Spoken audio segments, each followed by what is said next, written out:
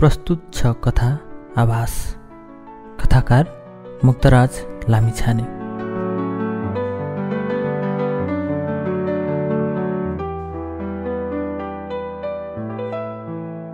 आभा plus Sanjay ए plus S. बेहुलाको गाडीमा पछिल्लो सिसामा टाँसिएको थियो।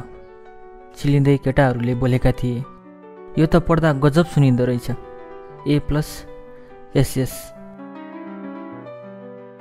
सञ्जयको 7 वर्षको प्रेम सार्थक हुँदै थियो। सँगै चौतारामा कसम खाएका थिए। बेला बेलाको त कुरो हो, सञ्जयले बिहेको 3 दिन अघि आफूले गिफ्ट दिएको कुसुमे रुमाल फिर्ता लिएका आभासँग।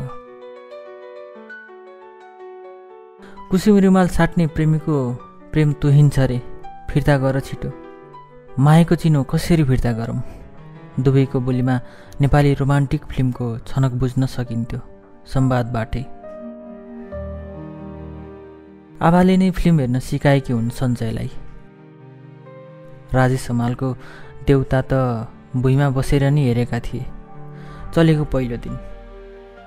अनि फिल्म हलको कुनामा एकान्तमा पनि हेरे।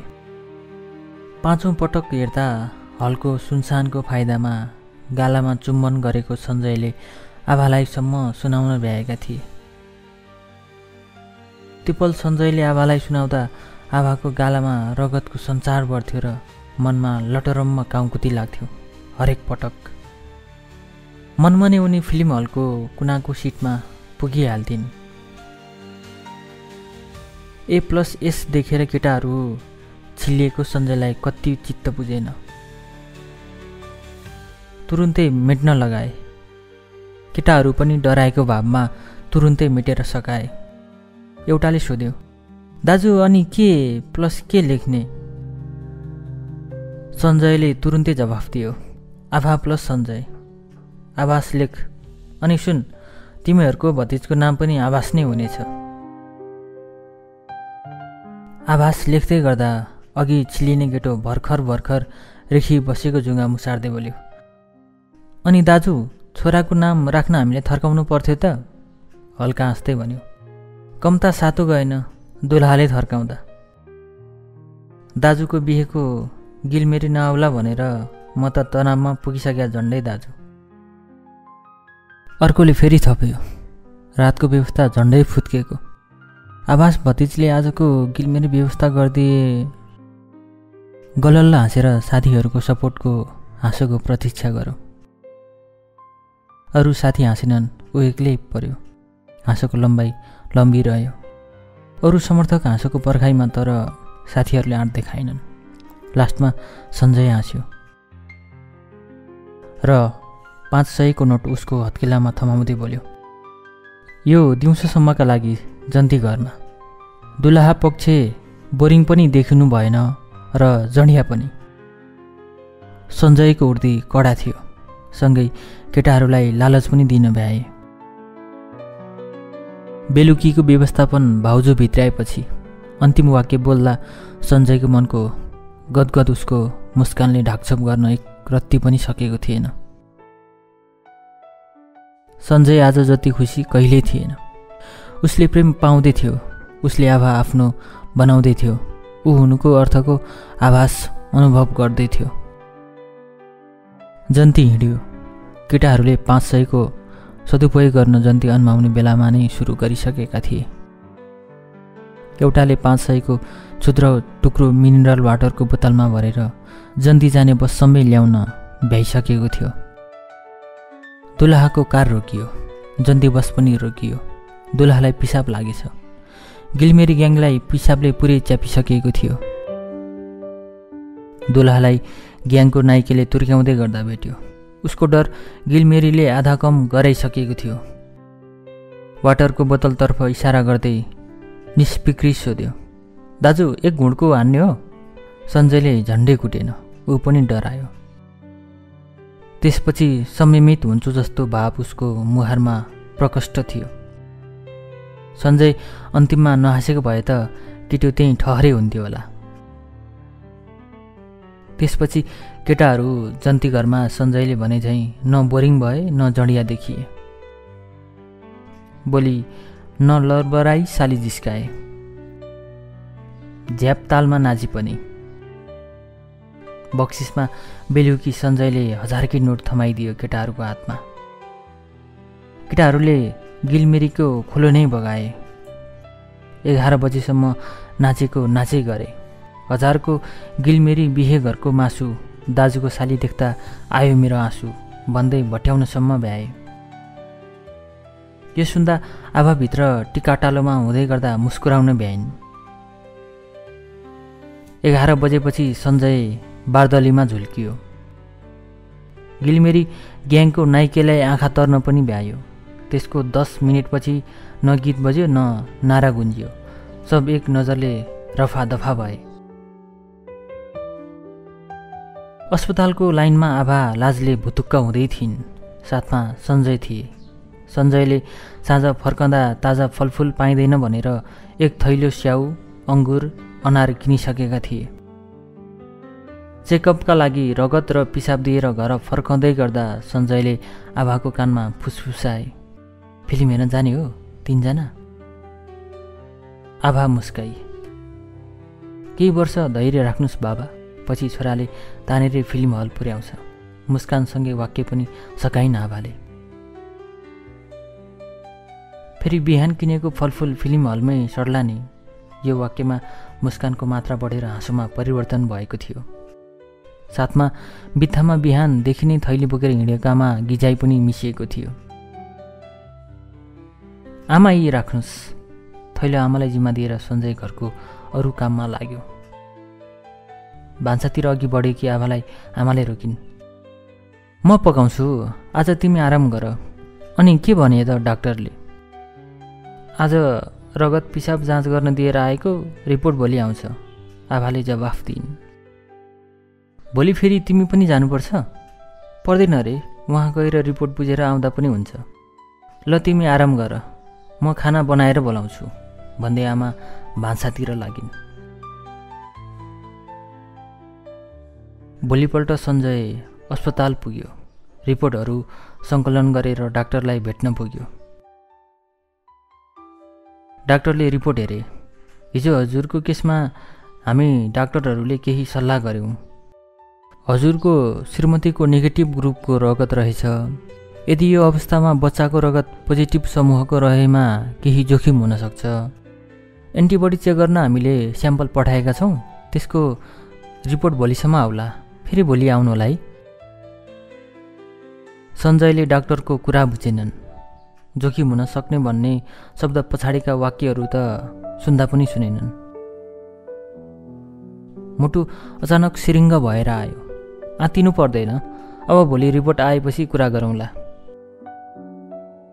डाक्टरले केही ढाडस दिन खोजे, तर त्यतिले सञ्जयलाई पुग्ने बाला थिएन। घर पुगे। घडीमा 4:30 बजेको थियो। मुहारमा 12। आभालाई सञ्जयको मुहार पढ्न समय लागेन। के भने डाक्टरले? खोइ रिपोर्ट भनेर झोला खोतल्न थालिन्। पिसाबको रिपोर्ट आज आएन, फेरि भोलि बोलाएको छ। सञ्जय केही संयमित बन्न खोज्यो। आभालाई पत्यार लागेन। भन्नु न के भयो? केही समस्या छ हो? भन्नु न। सोधेको सोधै गरिन्। सञ्जयसँग वाक्य थिएन। वाक्य घाँटीमा आउँथे, टुक्रा टुक्रा हुन्थे। जिब्रोसम्म अक्षर पनि आइपुग्थेन। मुख प्याकप्याक्ती सुकेको थियो। तिर्खा लाग्यो। खोइ पानी खाम न। विषयान्तरको झिनो प्रयासमा दिमागले यो वाक्य छान्यो। सायद सुकेको ओठ तालुले निर्देशन दिएको होला। राति सञ्जय निदाउन सकेन, तर आभालाई निदाउने उर्दी दिएको थियो। इरिथ्रोब्लास्टोसिस फिटालिस, आमाको नेगेटिभ रगत समूह र पेटमा भएको बच्चाको पोजिटिभ रगत समूह भएमा हुने एक दुर्लभ रोग।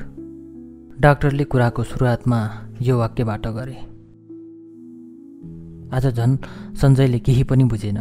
मुटुको डर ढ्याङ्ग्रोमा परिवर्तन भइसकेको थियो। अब के हुन्छ डाक्टर साहब? यो प्रश्न कसरी उसको गलाबाट उब्कियो उसलाई पनि थाहा थिएन। यस्तो केसमा एबोर्सनको सल्लाह दिन्छौँ हामी। बच्चा पेटमै नरहन सक्छ, अन्य जटिल कम्प्लिकेसन आउने जोखिम पनि हुन्छ। बच्चा जन्मिहाले पनि जन्मिए पश्चात राम्रो हुने चान्स 1% भन्दा कम हुन्छ। डाक्टरले भनेका कुरा मन लाग्दा त थिएनन्, तर उसले यसपालि बुझ्यो। रगतमा एन्टिबडी नदेखिएको भए खासै जोखिम हुन्थेन। एन्टिबडी देखिए पश्चात आमा बच्चा दुवैलाई जोखिमपूर्ण नै हुन्छ। डाक्टरले प्रयोग गरेका हरेक जोखिम शब्दले उसलाई अत्ताएको थियो। घरतर्फ सञ्जयको पाइला सार्न नै मानेका छैनन्। उसलाई यतै कतै बसौँ जस्तो, कतै हराउन पाए हुन्थ्यो जस्तो महसुस भइरह्यो। आफ्नो यो हालत आबालाई देखाउन सक्ने, यो दुःखद खबर आबालाई सुनाउन सक्ने हिम्मत सञ्जयमा थिएन। हिम्मत जुटाउने उपाय मगजले सुझाउन सक्ने अवस्थामा पनि थिएन। दिमागले एउटै वाक्य पटक पटक दोहोऱ्याउने गर्दथ्यो, इरिथ्रोब्लास्टोसिस फिटालिस। खै कुन अवस्थाका साथ, कुन भावले, कुन हिम्मतले घर पुगेर आबालाई सुनायो? के बोल्यो?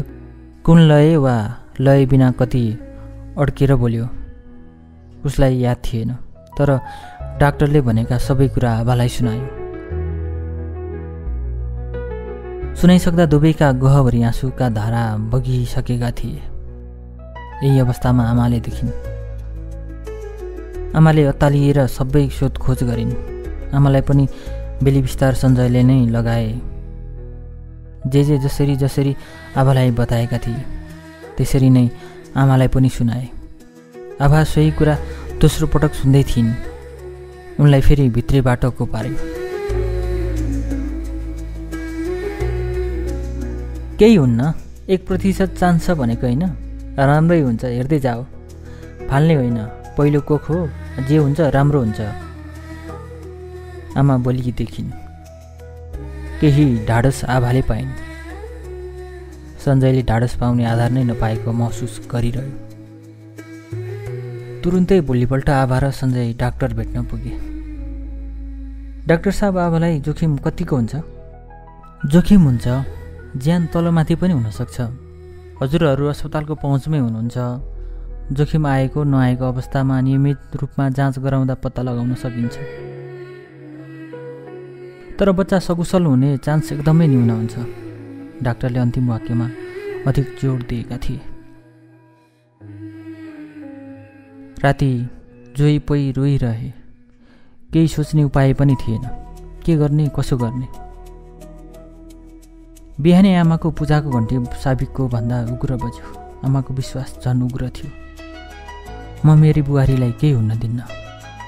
मेरो नाति मेरै आँखा अघि हुर्काउँछु, हेर्दै जाऊ। आमाको विश्वास अघिल्तिर एबोर्सन गर्ने विकल्प निरीह नै बन्यो। आमाले कहाँ कहाँ भाकल राख्न भ्याइनन् र। सञ्जयले आभालाई हप्तेपछि अस्पताल लग्यो। डाक्टरले पर्दैन भन्दा पनि भिडियो एक्सरे गराउँथ्यो। आभाले पेटमा आभास गर्न थालेकी थिइन्। आमाको विश्वास झन् उग्र नै थियो। आभाको स्वास्थ्य सामान्य थियो। आभास पेटमा लात्ती चलाउँथ्यो। आभासको लात्ती आभाको मुटुसम्म पुग्थ्यो। आँखाबाट आँसु बनेर चुहिन्थ्यो। तुरुन्तै सञ्जय आँसु पुस्न पुगिहाल्थ्यो। मुस्कुराउन सिकाउँथ्यो। भरोसा दिलाउँथ्यो। मेरो छोरो अनमोल रत्न हो। यस्तो असहज ठाउँमा, अप्ठ्यारो परिस्थितिमा दुर्लभ र अद्भुत वस्तु पाइन्छ आभा। आभास जन्मियो। अस्पतालको प्रसुति गृहमा डाक्टर नर्सको व्यापक पूर्व तयारीका साथ। डेलिभरीमा संलग्न डाक्टर एकदमै खुसी र अचम्मित भएका थिए। आभासले अपार स्कोर पास गर्यो। रिक्टिक्सेसन चाहिएन। डाक्टरले आभासलाई इरिथ्रोब्लास्टोसिस सर्भाइभल भनेर पुकारे। आमाले आफ्नो नातिलाई शिव मानिन्। नीलकण्ठ देखिन्। आभा र सञ्जयले आज आफ्नो आभास देखे। प्यारो आभास। सञ्जयको मनमा डाक्टरले भनेका कुरा सबै हुबहु खेलिरहेका थिए। दिमागमा हुबहु चलिरहेका थिए। सञ्जय सबै जोखिमसँग लड्न सक्षम महसुस गर्दथ्यो। अब जे परे पनि सक्छु, जस्तो भए पनि आभासलाई र आभालाई सकुशल राख्छु भनेर प्रण नै गर्यो सञ्जयले। आमाले भाकलमा सम्झिएका सबै देवी देवता मन्दिर पुगिन्। बीचबीचमा सामान्य मात्रै स्वास्थ्य समस्या आएमा आवासलाई अस्पताल पुर्याइहाल्थे। खानपानमा अधिक ध्यान दिन्थे। आवासलाई खासै केही समस्या देखिएन। एन्टिबडीले आवास सकिन सक्थ्यो पेटमा नै, जन्मिएपछि पनि नरहन सक्थ्यो। आवास योद्धा बन्यो, सबैलाई जित्यो, सबैको प्यारो बन्यो, सबैलाई रिझाउने बन्यो।